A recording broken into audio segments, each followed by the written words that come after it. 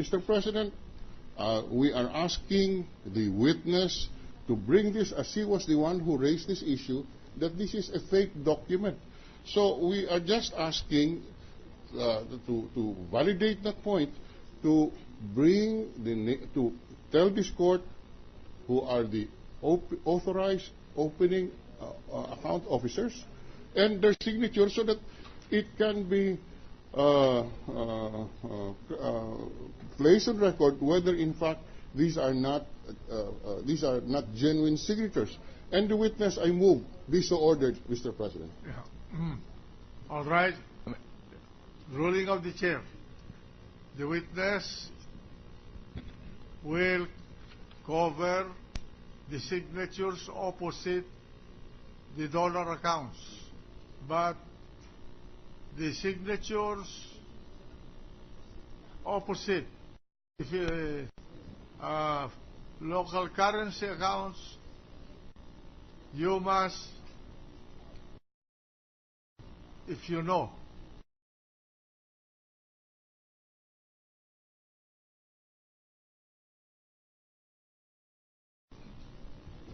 On this column appears approved by, parenthesis, officer's full signature. There was a signature appearing opposite the peso time deposit with account number 7358, dated January 26, 2009. There is a signature appearing here. That's why we ask, who is this officer of the bank who, as of January 26, 2009, was authorized to approve the opening of the account? And then still further, the fifth column says date closed, April 16, 2009, and then there is a signature below the printed words approved by, parenthesis, officer's full signature, and there is a signature here. These are all peso accounts. All we're asking is identify who are these officers in both peso account 7358 and peso account 9593. Who are these officers who authorized the approval and the closure of this account in the bank, and their specimen signatures. That's all. It's peso account, Your Honor. All right. Your Honor. We ask for a ruling of the chair. Your Honor, with all due respect, may I be allowed to address this court? Because, Your Honor, if you're going to look at the signature, and if they're not the same with those beside the foreign currency account, then, because, Your Honor, there's a possibility. I'm not familiar with the document because I have not really looked at it. But if the signatures beside the foreign currency accounts are the same with those beside, but of course, Your Honor, then that would be like we are not also covered by the TRO, Your Honor. We will come to that when the Supreme Court shall have decided the case. In the meantime, the chair will authorize the identification of the signatures opposite all local currency accounts. But in order to comply substantially with the TRO of the Supreme Court dealing with foreign currency accounts, the witness is allowed to cover the signatures opposite those foreign currency accounts. So ordered.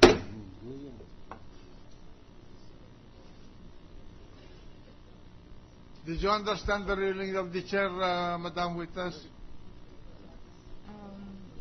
We will compare and identify the signatures. Did you understand the ruling of the chair? Yes, Your Honor. Okay. Very clear. May I just repeat it? Cover the signature opposite the foreign currency accounts, Okay. but identify the signatures opposite the local currency accounts. May I just clarify, Your Honor? Yes? I will be the one to identify, Your Honor. If Sorry. you know. If you know the signature. If not, say so that I cannot identify because I do not know whose signature that is. Mr. President. Mr. President. Wait a minute, please. I'm just clarifying On the that point. matter. I'm clarifying the point. Yes. Madam Witness, Yes. did you understand the order of the court? Yes, Your Honor. All right. The gentleman from Pampanga. Thank you, Mr. President. Mr. President, my understanding is this witness was not part of the bank in 2008 and 2009. And so she cannot be the resource person to testify as to the authenticity of the document, because that's what the That what is the why witness the asked. court, Your Honor, said, answer if you know, identify if you know. If you do not know the signature, common sense will tell us, as lawyers, that she cannot identify. She's incompetent to identify. Yes, but my understanding, Mr. President, is that Senator Drilon wants the verification by the bank of the signatures. That is my understanding. I'm sorry if I'm confused, Mr. President, but Mr. President, may I respond? Yes. Mr. President, we just asked the witness, and so ordered by the court, number one, to identify who these officers are on the peso time deposit. Number That's it. two, May I clarify so that it's clear to everybody? The gentleman from Iloilo is asking this witness, this particular female witness, to identify the signature. no, Your Honor. That's what I'm saying. First, to identify the name of the officer. All right. The But name of the officer. Yes. If she knows. If she knows, because there are records of the bank which will show as to who are the approving officers on the specific dates we have mentioned. So it's based on the records of the bank. Who were the officers? All right. Now, So the order of this court is modified accordingly. yes, who All are right. the officers? Second, bring specimen signatures of these officers appearing in the bank's records. If she knows. If she knows, yeah. Yes. Okay. A third point, Your Honor, apart from these documents that I just mentioned, there are other peso accounts appearing in Annex A. And this is peso account 089121020 This is a peso account. Again, there is a signature appearing across that peso account as the approving officer on, I think this is May or March 4, 2010. Can she also identify who is the approving officer and bring the specimen signature of this approving officer? And also another peso account 08912102161. It was the opening was done on September 1, 2010 with an opening balance of 7,090,099 pesos and 45 centavos.